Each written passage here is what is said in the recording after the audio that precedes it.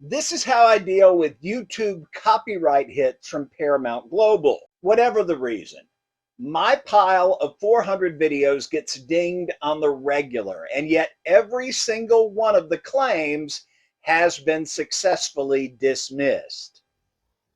The latest infringement of my right to fair use came on Thursday. While I was at the grocery store, my phone started going nuts with 11 notifications in a span of about 4 minutes.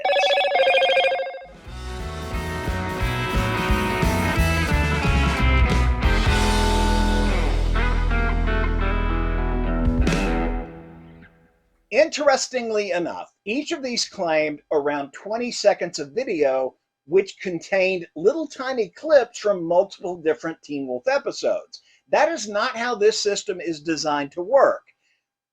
And while that's interesting to me, it's kind of irrelevant to how I handle the claims. Now, this is not intended to be legal advice. Do not listen to me. I'm not a lawyer and I don't claim to be. I am a YouTube creator who took some time to get educated on the laws that protect commentary and criticism under the First Amendment to the Constitution and the rights codified within the official laws of the United States of America, known collectively as USC. Nothing that I say could ever be construed as advice. I'm just relaying my personal story.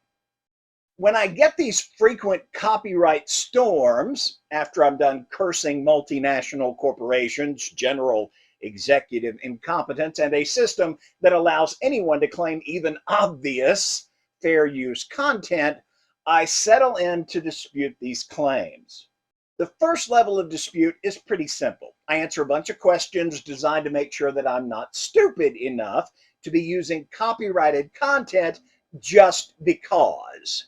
And then I fill out a narrative on why my specific video is a valid case of fair use. Now, each response is different in that I speak specifically about the claimed content in that specific video.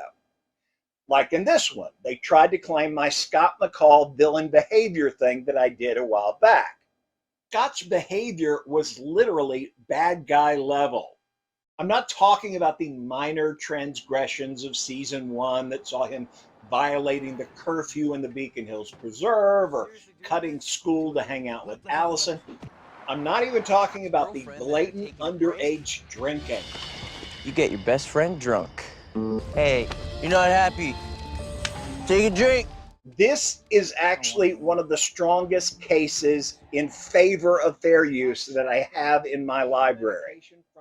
I'm directly criticizing the copyrighted work, the behavior of the hero, and I only use the clips necessary to cite specific examples of how he broke the law or a moral code. Jackson, I'm sorry, but...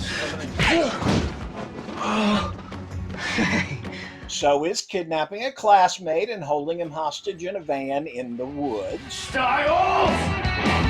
Now that I think about it, it was around this time, pre-Alpha Eyes, that Scott actually sided with a mass murderer against an assault victim, getting into more serious violations like breaking and entering private property, breaking and entering government property, and evidence tampering.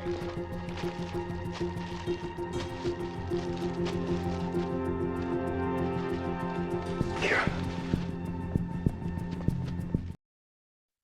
They dinged me on my basic commentary too. Now that's not as strong a case as a critical piece like the one on Scott's villainy, but the basic answer to all these claims is the same.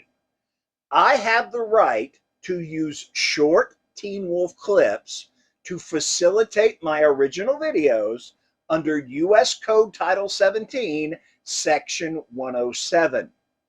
Specifically, I have the right to use small portions of copyrighted material to illustrate the points of my commentary or criticism. There is a lot more to it, of course. Fair use must meet certain criteria. I have placed all of those criteria in this text wall. Now, even if I feel that I have satisfied all this, which of course every single one of my videos does completely satisfy all this, it remains in the eye of the beholder whether to challenge my ability to exercise this right of law. And sometimes these cases end up in front of a judge. But I'm getting ahead of myself. Anyway, I provide them with my rationale, and YouTube logs the dispute and then sends it off to the flacks at Paramount Global. In the case of the Scott is a criminal video, somebody at Paramount actually read my dispute because they immediately released the claim. But this past Thursday, the interns apparently weren't in a position to admit they were wrong. So they escalated every one of the 12 claims they've made.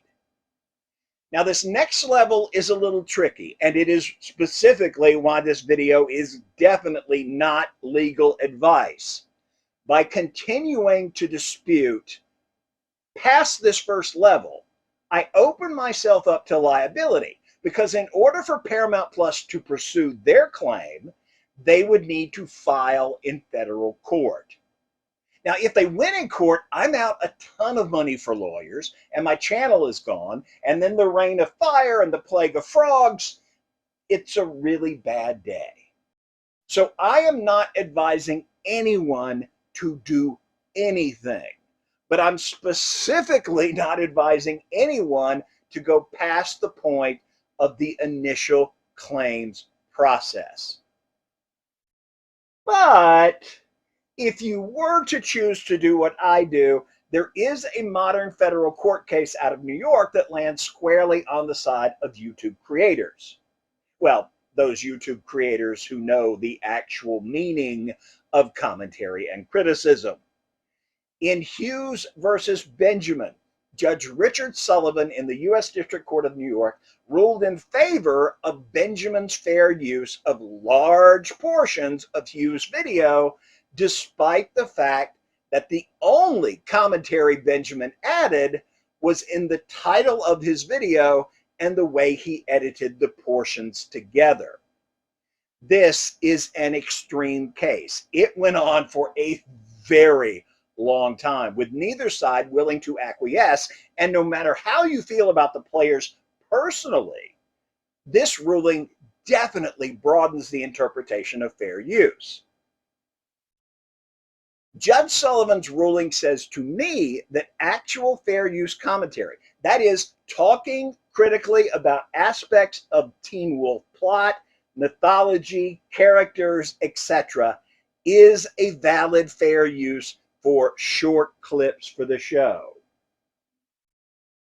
That's why I quote the case in all my responses. In comparison to Hughes v. Benjamin, it seems ridiculous to claim my rather verbose and limited coverage of the show. But again, I don't recommend anyone take it past the initial dispute stage, because if you lose at that next level, it can literally ruin your life. This is not legal advice. It's just what I did.